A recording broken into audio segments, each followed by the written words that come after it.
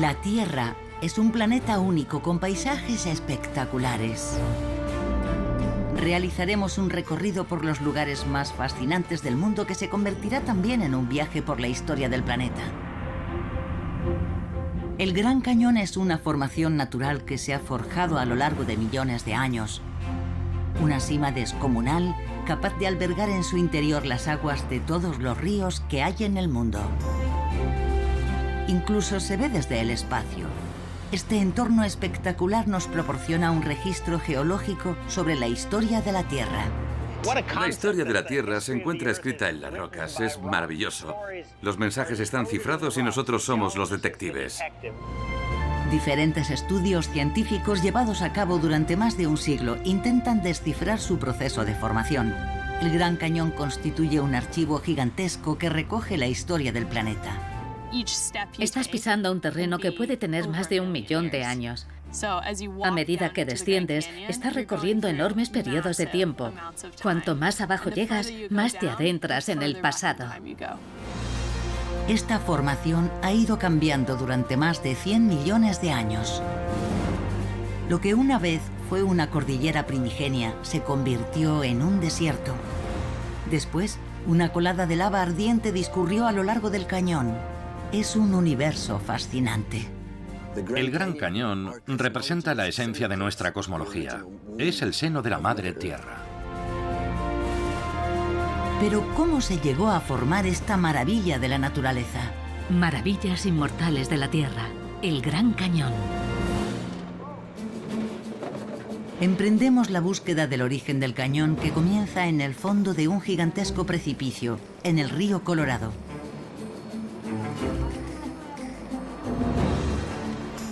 La expedición está dirigida por el geólogo Carl Karlström. Lleva más de 50 años estudiando el Gran Cañón y cada recorrido representa una nueva aventura.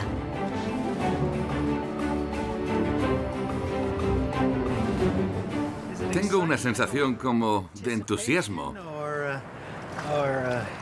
Todos estos preparativos dejan una sensación de comienzo. Estás cada vez más emocionado, así que piensas, a ver si nos metemos rápido en el río.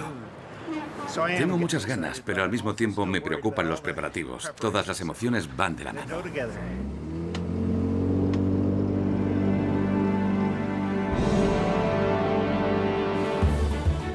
Nuestro viaje comienza en el río Colorado.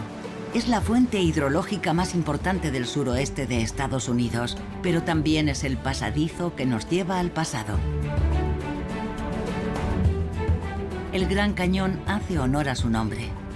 Con una longitud de casi 450 kilómetros, una anchura de hasta 30 kilómetros y una profundidad de más de 1,5 kilómetros, solo el abismo divide el inmenso altiplano rocoso del Parque Nacional, que está situado al norte del estado de Arizona.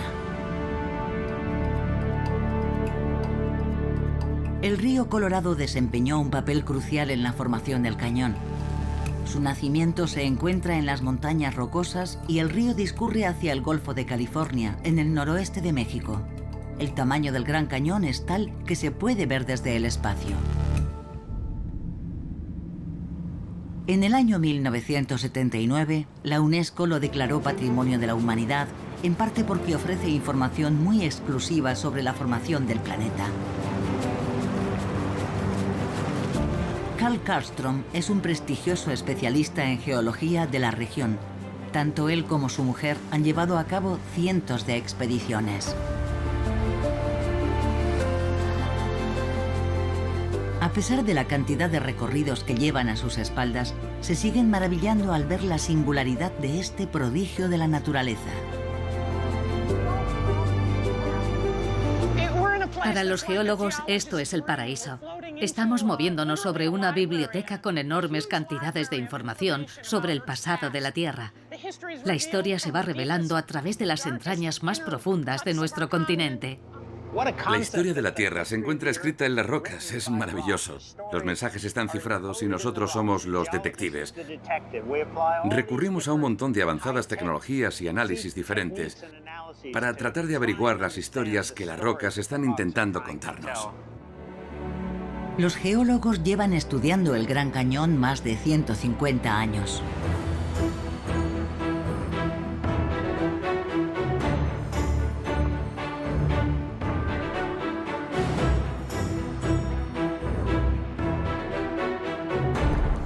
Durante la expedición pretenden seguir los pasos de John Wesley Powell, el primer científico que navegó por el río Colorado en el año 1869 en el marco de una expedición gracias a la que pudo elaborar mapas sobre la zona.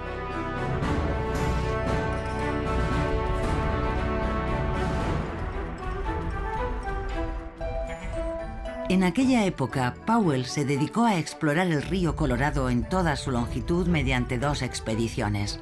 Comenzó a llamar a esta gigantesca cima el Gran Cañón.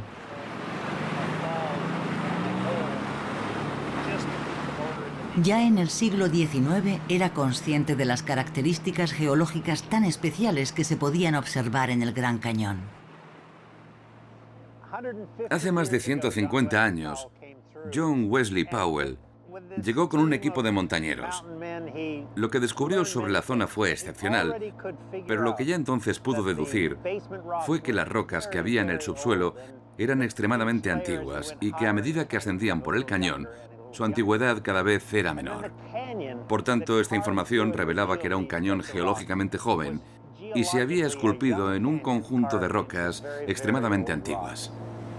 Aunque las rocas de los alrededores tengan una antigüedad de más de 2.000 millones de años, el río Colorado no se abrió paso a través del cañón hasta hace unos 6 millones de años. Los geólogos se dedican a estudiar cómo el río fue creando este paisaje. Para los pueblos indígenas de la zona, el río tiene una gran importancia en el terreno espiritual. Rosemary Powell acompaña al equipo durante la expedición. Forma parte de la tribu Hualapail, experimentados barqueros del río Colorado. Cada recorrido ofrece la posibilidad de hacer un viaje a través del tiempo a la época de sus ancestros.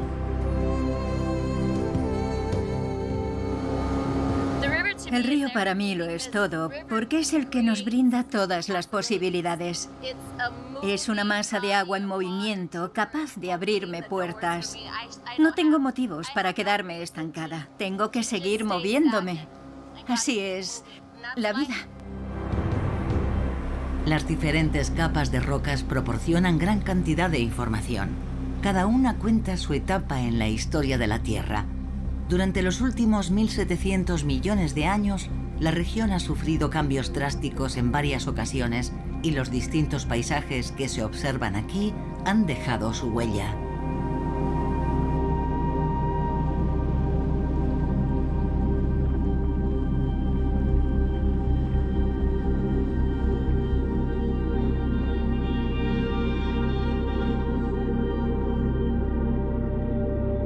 Todo el equipo se concentra en el estudio de las rocas más antiguas del fondo del cañón. Tienen hasta 2.000 millones de años de antigüedad.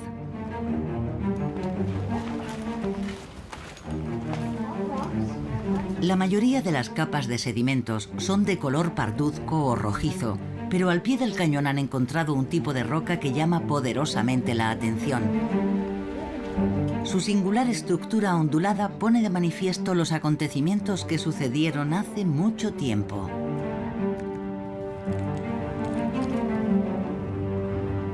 Las rocas son preciosas. La gente dice eso de es duro como una piedra, pero las rocas son capaces de fluir. Fluyen como si fueran una crema. ¿Cómo han podido llegar a fluir estas rocas?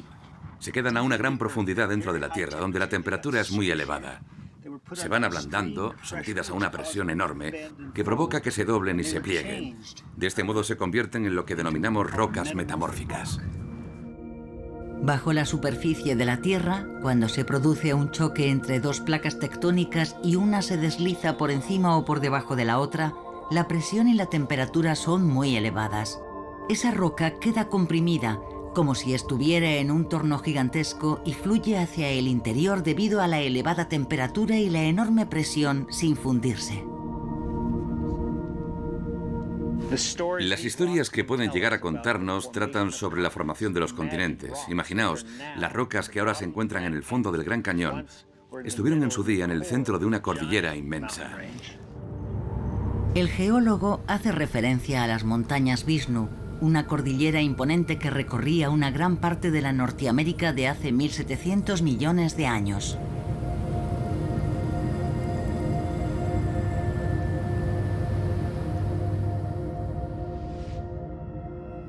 En aquella época el continente americano no existía tal y como lo conocemos, ni el aspecto de nuestro planeta se asemejaba al que tiene ahora. La actividad volcánica que provocó la génesis de la Tierra estaba en pleno apogeo y los procesos geológicos iban dando forma a lo que todavía era un planeta muy joven. Pero en las profundidades, los movimientos en la Tierra eran incesantes. Lo que había era un conjunto de placas tectónicas rígidas que se deslizaban por una piedra viscosa en el interior de la Tierra. Hace unos 1.700 millones de años, una gigantesca masa de tierra se movió hacia un grupo de islas volcánicas. El choque multiplicó por 2 el diámetro de la corteza terrestre y las masas rocosas se elevaron. Los volcanes entraron en erupción y el continente americano se amplió. Surgió una de las cadenas montañosas más imponentes hasta entonces, las montañas Vishnu, que deben su nombre al dios hindú Vishnu, el conservador del mundo. Estos procesos tectónicos también siguen creando y dando forma a las cordilleras más altas de nuestro mundo moderno, los Andes, los Alpes y el Himalaya. Porque incluso en la actualidad, la Tierra no descansa. Actualmente los únicos testigos de una de las cordilleras más impresionantes del mundo son las rocas. Las montañas Vishnu han desaparecido fruto de la erosión. Ahora estamos justo en medio, en las profundidades de las montañas Vishnu. Es complicado entenderlo, pero es importante ser conscientes de que nos encontramos a una distancia de unos 20 kilómetros de profundidad con respecto a los picos ya erosionados de las montañas Vishnu. Pero, ¿cómo es posible que una cadena montañosa de esa envergadura desaparezca sin más? El motivo es su prolongada exposición a las fuerzas de la naturaleza durante un periodo de 1.000 millones de años. Los terremotos, el hielo, la lluvia y el viento son los responsables de este colosal proceso de erosión.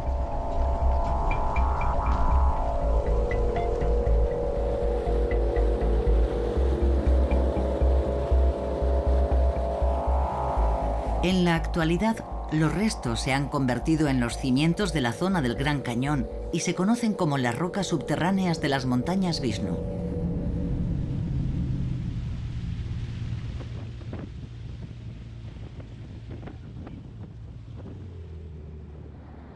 Tras unas horas de navegación, los geólogos han decidido acampar para pasar la noche. La zona es enorme y el acceso complicado. En muchas ocasiones durante las expediciones pasan la noche a campo abierto. Para ellos es bastante normal pasarse unas cuantas semanas de vez en cuando en las entrañas del cañón.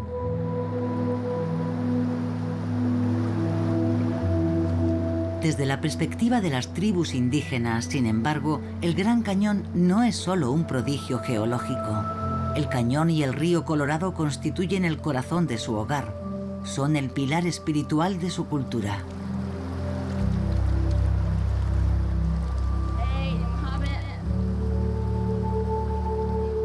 Cuando llego, tengo la sensación de ser una privilegiada. Es un honor estar en el Gran Cañón, navegar por sus aguas.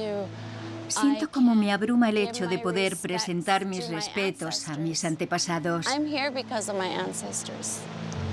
Estoy aquí gracias a ellos, que sobrevivieron por nosotros, para que podamos vivir y formar parte de los Hualapai.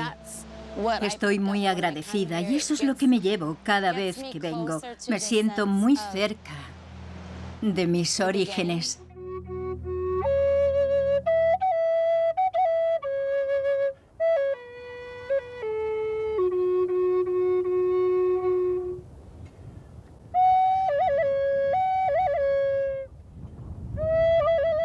Hay 11 tribus indígenas viviendo en la zona del cañón. Al oeste encontraremos a los Hualapai. Es la tribu a la que pertenece Rosemary y cuenta con unos 1.500 miembros. Cerca se encuentra la zona que habitan los Havasupai, pero la reserva más grande se sitúa al este del cañón y es el hogar de más de 170.000 navajos. En esta reserva también conviven los Hopi, una tribu con unos 10.000 miembros. Los pueblos indígenas del Gran Cañón siguen considerando que la región alberga el origen de la vida. Y eso es lo que representa la atalaya situada en el límite meridional del cañón. Es el símbolo universal de las tribus indígenas del suroeste de Estados Unidos. Ed Kavoti es uno de los miembros de la tribu Hopi. Para ellos, el Gran Cañón también es un terreno sagrado. Creen que en un momento dado, en las profundidades del cañón, sus ancestros emergieron procedentes de otro más antiguo. El cañón es el lugar que alberga los orígenes. Es el punto al que regresan las almas cuando mueren. Es un espacio en el que renacer, al que emigrar. Es el sitio en el que nace la vida, pero también es un lugar que inspira un profundo sentimiento de devoción, de admiración e incluso de cierto miedo. Ed Kavoti tiene vínculos personales con esta zona. En 1932, su abuelo fue quien pintó los murales que hay dentro de la torre. El dibujo principal cuenta una historia muy especial, el origen de su tribu. Uno de los antepasados más antiguos de la tribu se embarcó en un viaje intrépido. Su padre le proporcionó todo aquello que pudiera necesitar, tanto en el plano físico como en el espiritual. El joven de la piragua se convirtió en el primer hombre en recorrer el río Colorado y adentrarse en las profundidades del cañón. Por fin encontró al amor de su vida y se casó. Cuando volvió con su mujer, ambos fundaron el clan de la serpiente entre la tribu Hopi, del que la esposa se convertiría en matriarca y líder. A mi abuelo le fascinaba la geografía y era consciente de la importancia de esta zona para nuestra cultura. En aquella sala se hace referencia a muchos detalles y hay que tener en cuenta que desde aquí se ve el río Colorado en su recorrido hacia el Gran Cañón. Aquí se rinde homenaje a John Wesley Powell por ser el primer hombre que recorrió el río Colorado, pero en realidad mi abuelo presenta un argumento en contra. Llegó unos 1000 años tarde si quería ser el primero, porque en el mural de la atalaya se puede ver la historia del primer hombre que recorrió el río Colorado. Las tribus indígenas llevan milenios en la región que rodea el Gran Cañón. Como todos los habitantes aborígenes de América del Norte, han sufrido atrocidades y han sido expulsados por los colonos europeos. Incluso una vez que se formó la nación de Estados Unidos, se vieron discriminados y marginados. Hace unos 1300 años, los indios pueblo se asentaron en el Gran Cañón. Vivían en casas de piedra, cazaban para divertirse y eran agricultores. Sus cultivos se conservaban en graneros, pero hace unos 800 años abandonaron sus asentamientos, aunque los motivos no están claros. Los ancestros de los indios pueblo son los antepasados del pueblo Hopi y continúan transmitiendo el legado cultural. El abuelo de Ed Kavoti podía haber olvidado su cultura indígena ya que estudió en un internado cristiano, pero gracias al arte consiguió que permaneciera en su interior toda la vida. Su nieto protege y difunde el legado de su abuelo. La importancia del Gran Cañón para los pueblos indígenas es espiritual, pero el motivo por el cual fascina a los geólogos es otro. Brinda una información única sobre el pasado y con ella comprendemos cómo ha ido cambiando nuestro planeta durante millones de años. Una vez que se erosionó la cordillera primigenia Vishnu, se empezaron a acumular los sedimentos. Son los responsables del aspecto tan singular que tiene el Gran Cañón. Cada capa representa un capítulo dentro del libro que es la historia de la Tierra. las capas sedimentarias llegaron a alcanzar un impresionante grosor de más de 4 kilómetros. Pero los movimientos que se produjeron en la corteza terrestre provocaron que las capas del tercio inferior comenzaran a inclinarse en diagonal. Esta sección del cañón se conoce como el supergrupo. Se puede distinguir del curso diagonal de las capas que se han conservado en zonas concretas del cañón.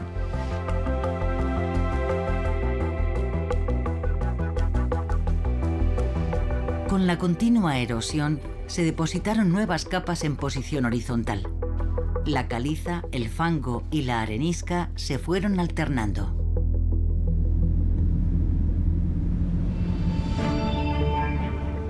En el cañón, el equipo se ha detenido en un emplazamiento que parece prometedor. Quieren estudiar el rastro que ha podido dejar el nacimiento de la vida en la Tierra. Con un martillo de geólogo y una lupa, los científicos se abren paso en esta enorme biblioteca rocosa que contiene los vestigios de la historia de nuestro planeta. Las rocas nos aportan muchísima información. Si nos centramos en las capas de sedimentos que se han depositado, nos preguntamos cuánto tiempo han tardado en acumularse, una capa de fango tras otra, y después una capa de arenisca. No hay una estimación precisa de la velocidad a la que se han depositado, pero creo que, siendo capas de 20 centímetros, apuesto a que se han acumulado durante cientos de miles de años. Están viajando a una época que transcurrió hace unos 500 millones de años. Había porciones de la actual Norteamérica que yacían en el lecho de un océano gigantesco y la vida en la Tierra comenzaba a emerger. Los microbios fueron los organismos que predominaron. Y entonces, por motivos que todavía son un misterio, la vida comenzó a evolucionar y se volvió más compleja. Los seres unicelulares se transformaron en pluricelulares y después en organismos complejos. Aquel estallido de la complejidad de la vida animal dio lugar a la creación de nuestra especie. En la formación denominada Bright Angel se puede encontrar una gran variedad de fósiles. Proporcionan información sobre la vida en la Tierra hace millones de años, en particular en la región situada en las inmediaciones del Gran Cañón.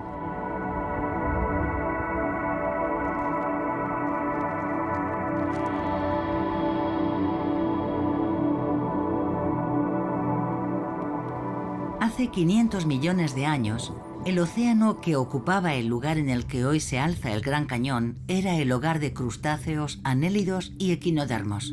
Las esponjas, los corales y los primeros vertebrados comenzaron a surgir en sus aguas. En esta época también surgieron casi todas las especies animales por todo el mundo.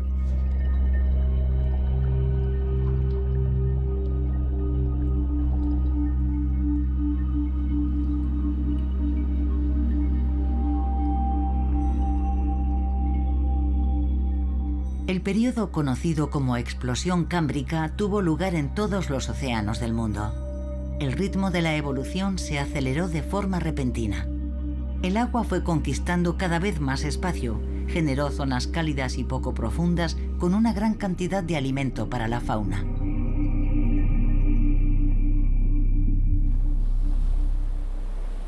No se conocen en profundidad los detalles de la explosión cámbrica. Pensamos que el motivo por el que se produjo una explosión de ese tipo fue la aparición de los depredadores.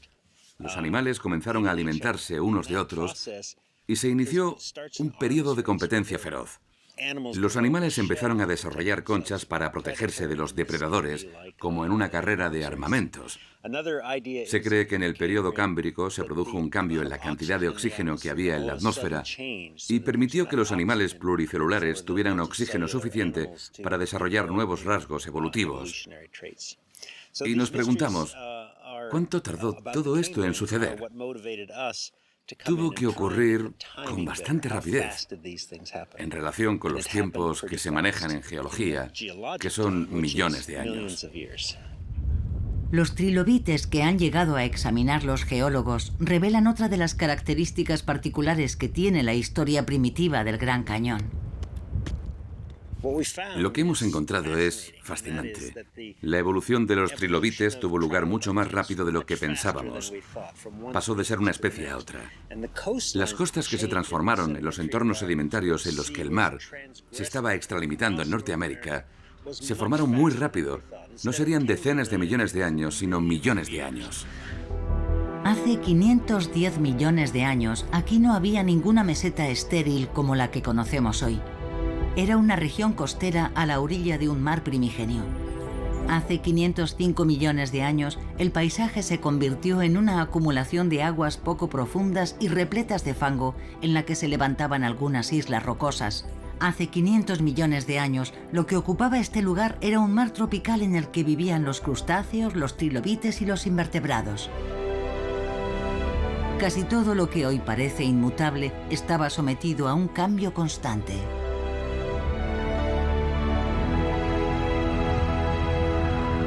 A la hora de reconstruir el pasado, los fósiles, restos de animales y plantas petrificados, son un factor crucial. La paleontóloga Ann Miller investiga la arenisca Coconino junto a su colega de profesión Daniel Ulrich. La arenisca Coconino se formó hace unos 280 millones de años y brinda a las dos científicas la posibilidad de estudiar un fenómeno muy interesante. Los ignofósiles que estamos buscando son huellas que han quedado plasmadas en la roca. Queremos encontrarlos porque no hay fósiles de cuerpos, como los trilobites, en la arenisca Coconino.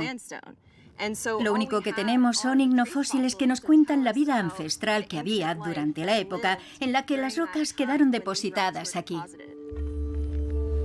Bajo cada piedra puede haber un ignofósil que dejó una criatura viva hace millones de años.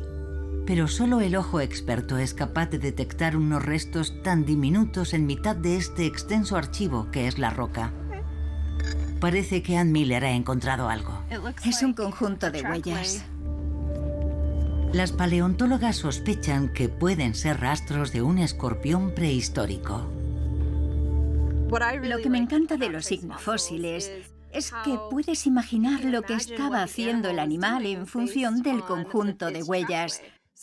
Si estaba buscando una presa o paseando junto a su familia. Es la parte que más me gusta, imaginar cómo era la vida en esa época. Hace 280 millones de años, la zona de la capa de Coconino era un desierto en el que los antepasados de los escorpiones y las arañas actuales campaban a sus anchas. Ann Miller está convencida de que los fósiles dejan una enorme puerta abierta a la interpretación.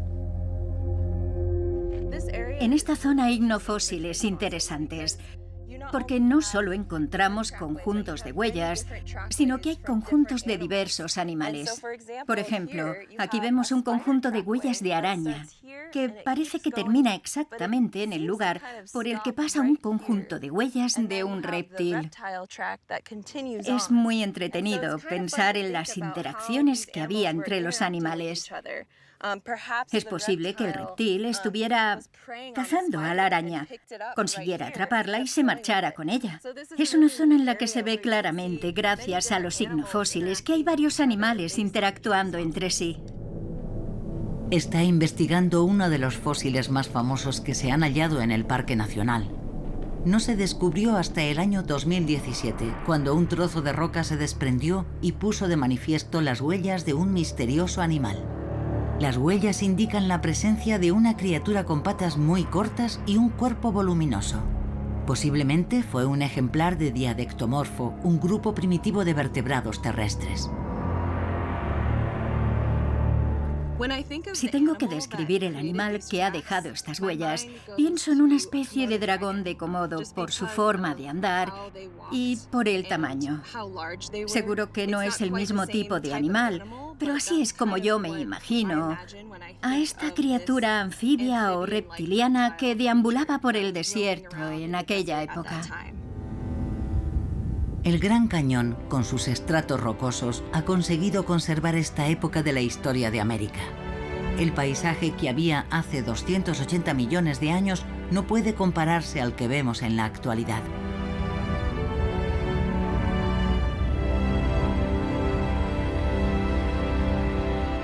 Era un paisaje desértico con un inmenso mar de dunas, parecido al Sáhara actual.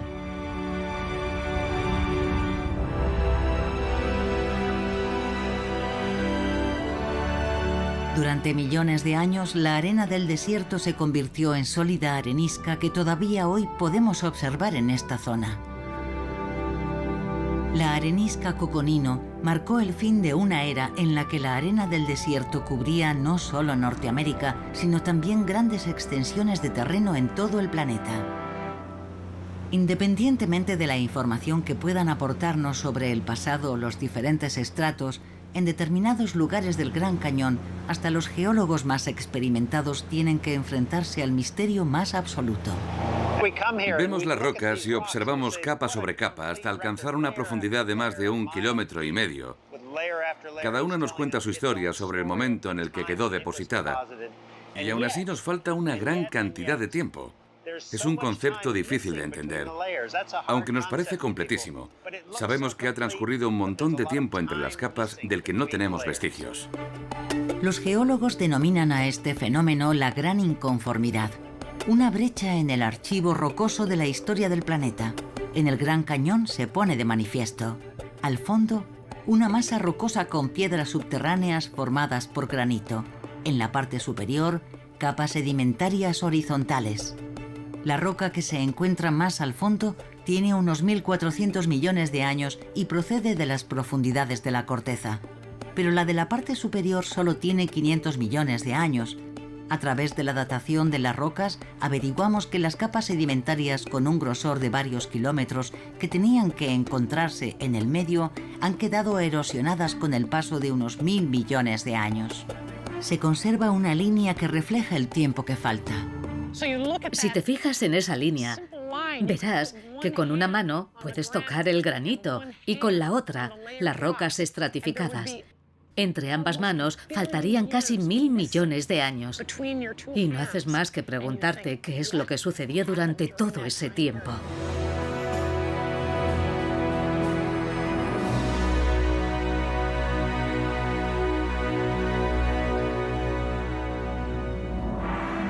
Durante el curso de la historia de la Tierra, nos encontramos con fases en las que los estratos de cientos de millones de años han quedado erosionados antes de que los nuevos sedimentos se pudieran acumular para protegerlos.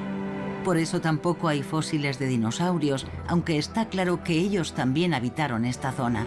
Sus fósiles desaparecieron, fruto del trabajo de los elementos.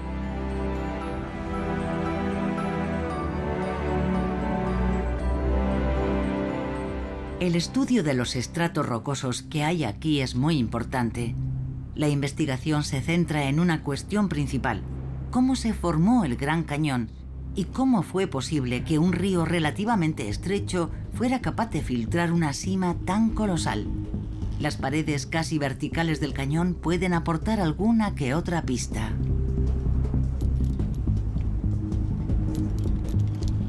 La geóloga Zoe Brown se prepara para estudiar un yacimiento al que es casi imposible acceder.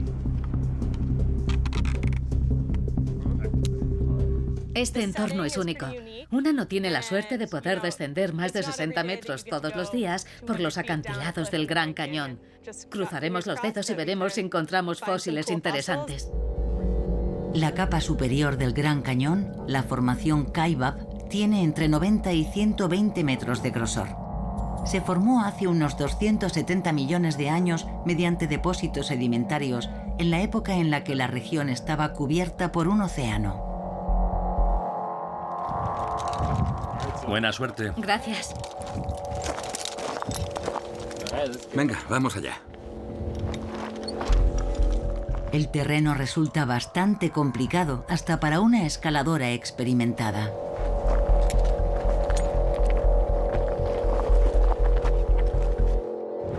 Zoe, probando. La radio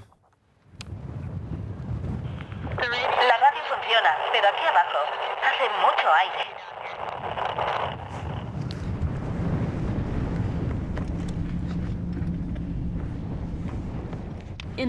Esta zona del Gran Cañón es muy profunda. Las paredes son extremadamente empinadas. Por aquí no pasa casi ningún sendero. Se puede llegar hasta abajo porque las paredes de roca son muy gruesas. A veces tienen varios metros, extremadamente escarpadas y también irregulares. Hay una gran cantidad de roca que se ha desprendido.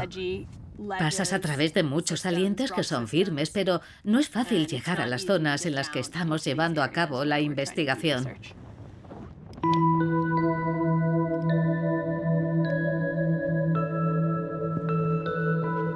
Los geólogos saben bien lo que están buscando. Aquí abajo no parece haber nada interesante a primera vista, pero hay indicios del aspecto que podía tener el paisaje en el pasado.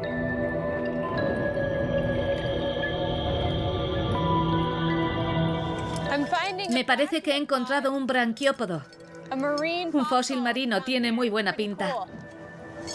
Genial, así se hace. Las expediciones al Gran Cañón son como una búsqueda del tesoro.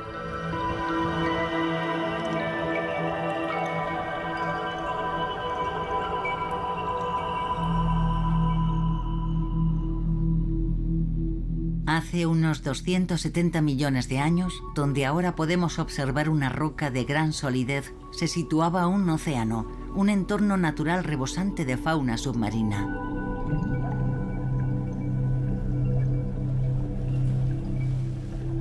Estás pisando un terreno que puede tener más de 1 millón de años.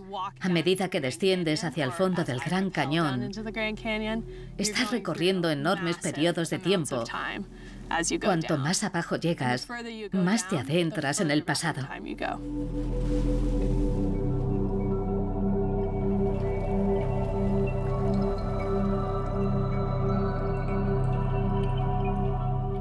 ¿Cuál es el motivo de que haya fósiles marinos a esta altitud y no aparezcan, sin embargo, en el fondo del Gran Cañón? Esta zona estuvo cubierta por un océano en un momento dado. Aquí tuvo que producirse un fenómeno de elevación impresionante para que una zona que se encontraba a nivel del mar ascendiera de esta forma hasta alcanzar los 2 kilómetros de altura. ¿Qué poderosas fuerzas de la naturaleza provocaron un cambio tan drástico? Todas estas formaciones han surgido en un periodo geológico relativamente reciente.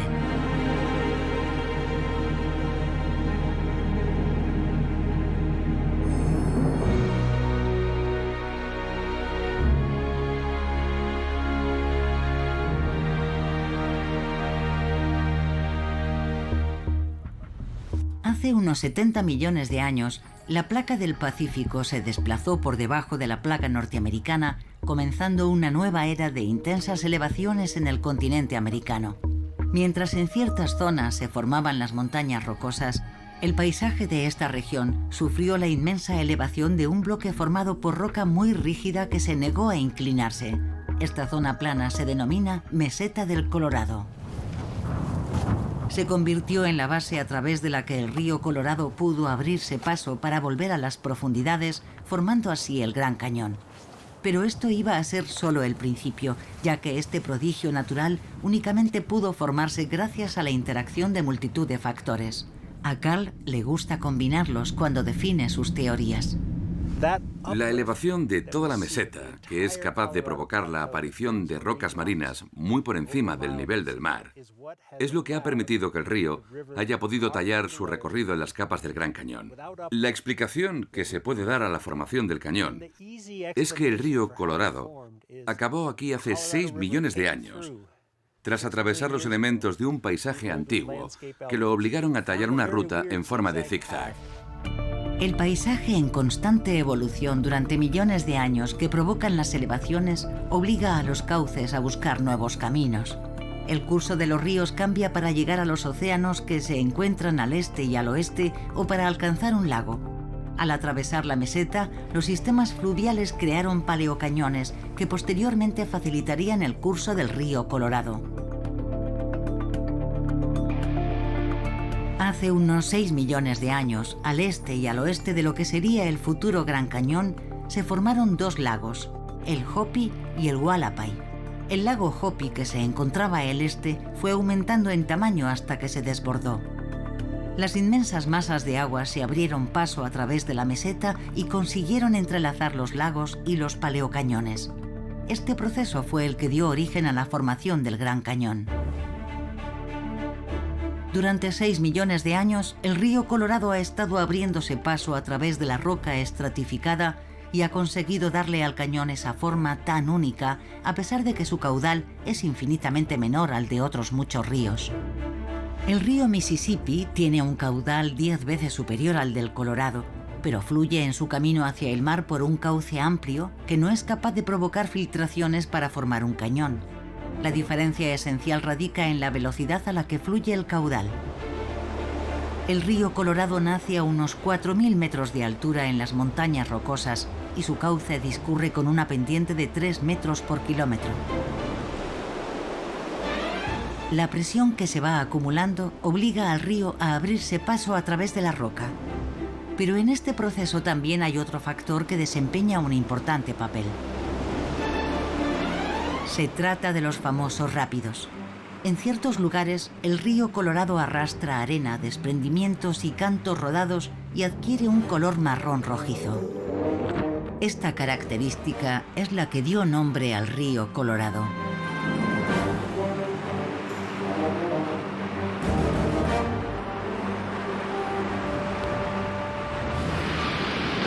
Los rápidos se han formado por los barrancos.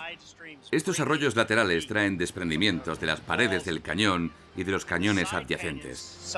En ocasiones, cuando llueve o en primavera, con el deshielo, arrastran enormes cantidades de material en forma de desprendimientos. El agua se mezcla con el lodo y con cantos más grandes. Van machacando la roca y se abren paso a través de ella como si fuera de mantequilla. Los rápidos son los encargados de garantizar que el cañón se vaya erosionando cada vez más. El desfiladero, sin embargo, con una profundidad de 1.800 metros, no es tan profundo. Lo que lo transforma en el Gran Cañón es la inmensa anchura de la cima.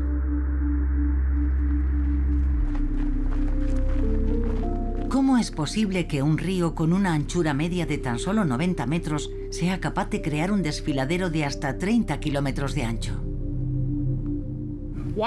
Las erosiones que provoca el río no se quedan en un solo emplazamiento. Los ríos a menudo terminan erosionando una zona mucho más amplia de la que tiene su cauce. Una de las características más interesantes de estos acantilados tan escarpados es la forma que tienen, que se caracteriza por los abruptos desfiladeros de caliza y arenisca. Pero en el medio se sitúan algunas capas de esquistos y lodo. Cuando llega la lluvia, se genera la suficiente energía como para mover el material. El barro se traslada y va socavando los acantilados. Con el tiempo, se provoca una situación muy inestable y los desfiladeros de roca rígida terminan desprendiéndose, se rompen y provocan inmensos desprendimientos de piedra. El río Colorado lleva en su cauce los desprendimientos y las piedras en su camino hacia el Golfo de California. Así, durante 6 millones de años, el cañón ha ido tallándose cada vez con mayor profundidad en el paisaje.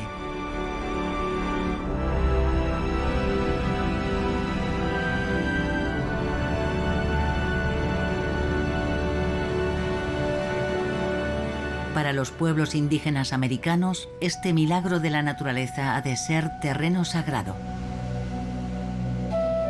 Ed Cabotti se ha criado en la región del Gran Cañón. El cañón es su hogar, el lugar en el que detenerse y dejarse embriagar por los recuerdos.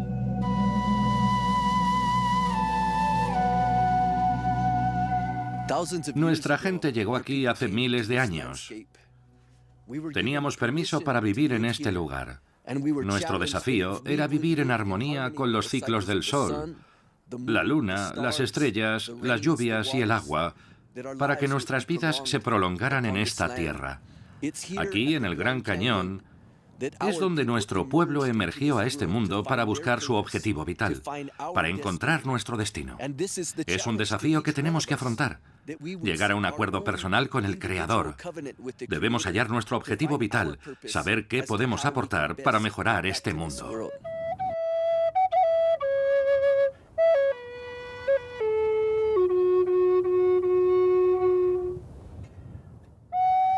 Es un firme defensor de los derechos de los pueblos indígenas del Gran Cañón y se dedica a favorecer la transmisión del legado cultural de sus antepasados.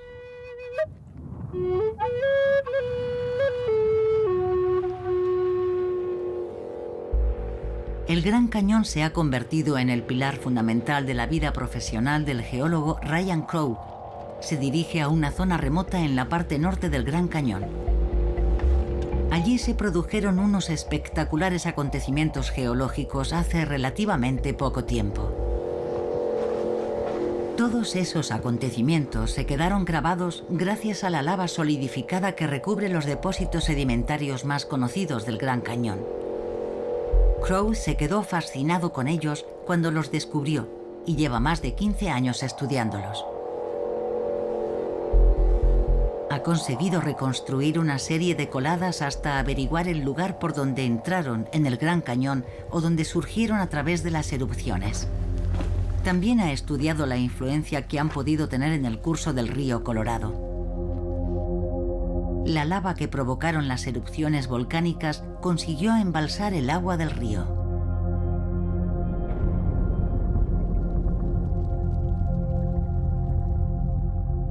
Las erupciones de los volcanes de esta región, cuyas coladas recorrieron en cascada el Gran Cañón, comenzaron a producirse hace unos 500.000 años.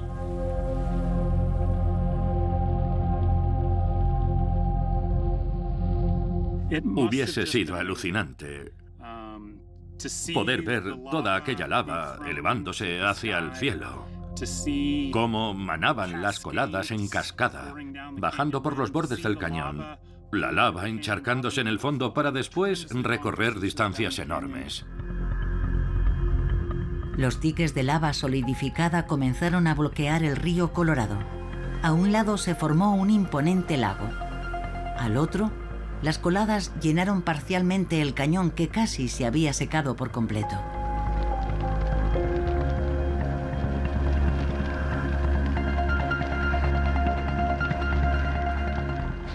La lava se fue acumulando y creó diques de varios cientos de metros de altura sobre el nivel del río, que hicieron retroceder al agua.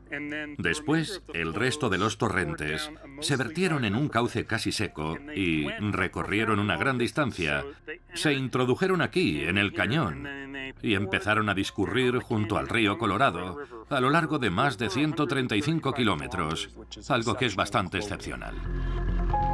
¿Cómo fue posible que la lava llegara a atravesar una distancia tan inmensa sin enfriarse ni solidificarse? Es todavía un misterio. Ryan Crowe cree tener la respuesta.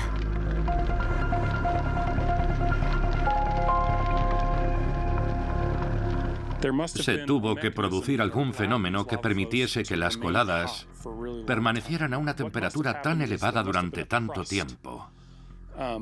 Probablemente lo que sucedió fue que encima de la colada se situó una corteza que la aisló y dejó que siguiera discurriendo toda esa distancia. Según esta teoría, la lava discurría en una especie de tubería que creó el propio cañón. En algún momento el enorme dique se resquebrajó. Un torrente de titánica magnitud terminó vertiéndose en el cañón, llevando consigo desprendimientos. En menos de 100 años, el río se abrió paso a través de la lava solidificada. El río Colorado había logrado recuperar el Gran Cañón. Estas inundaciones impresionantes que se produjeron suponen una descarga 100 veces superior al caudal que normalmente tiene el río Colorado. Movían rocas gigantescas del tamaño de un coche. Si piensas en cuánto tiempo pudo pasar, llegas a la conclusión de que podría haber sucedido en una escala equivalente al tiempo que dura una vida humana. Desde el punto de vista geológico, todo transcurrió en un abrir y cerrar de ojos. La última erupción volcánica tuvo lugar hace unos 1000 años, mucho tiempo antes de que los seres humanos hubieran comenzado a asentarse en esta zona. Las erupciones volcánicas se produjeron en esta región durante millones de años y algunas siguen teniendo lugar van moviéndose hacia donde nos encontramos ahora. No tenemos motivos para pensar que el proceso no vaya a continuar. Es posible que pasen cientos de miles de años hasta que vuelva a haber una erupción, pero sucederá, con toda seguridad. El Gran Cañón no descansa y seguirá cambiando su aspecto en el futuro. Esta maravilla de la naturaleza no ha dejado de evolucionar. Ha pasado de ser una cordillera primitiva a un paisaje árido y desértico y un océano primigenio. La región que alberga el Gran Cañón ha cambiado por completo durante miles de millones de años. Incluso hoy, el río Colorado sigue abriéndose paso a través de la roca y formando uno de los prodigios naturales más extraordinarios del mundo. Pero, ¿qué le depara el futuro al Gran Cañón? A largo plazo, la fuerza de la gravedad acabará ganando la partida. Esta zona se convertirá en una llanura. La erosión siempre termina imponiéndose. Las montañas se derriban, los continentes se nivelan y los mares terminan inundando la tierra. Aún así, la Tierra no se queda quieta y todo sigue cambiando. Creo que la batalla entre el activismo y la erosión va a seguir ahí. Esta no va a ser la excepción. La cuestión es cuánto tiempo va a tardar en suceder y qué es lo que se va a imponer. Es imposible adivinar el futuro. En un futuro lejano, hasta el fenómeno natural más imponente puede llegar a su fin. En 20, 30 o 50 millones de años, puede que este impresionante cañón se haya reducido hasta convertirse en una zona montañosa, un llano relieve que únicamente indique que en otra época aquí se hallaba una de las maravillas naturales más espectaculares de la Tierra. Aunque todavía queda mucho tiempo para que llegue ese momento.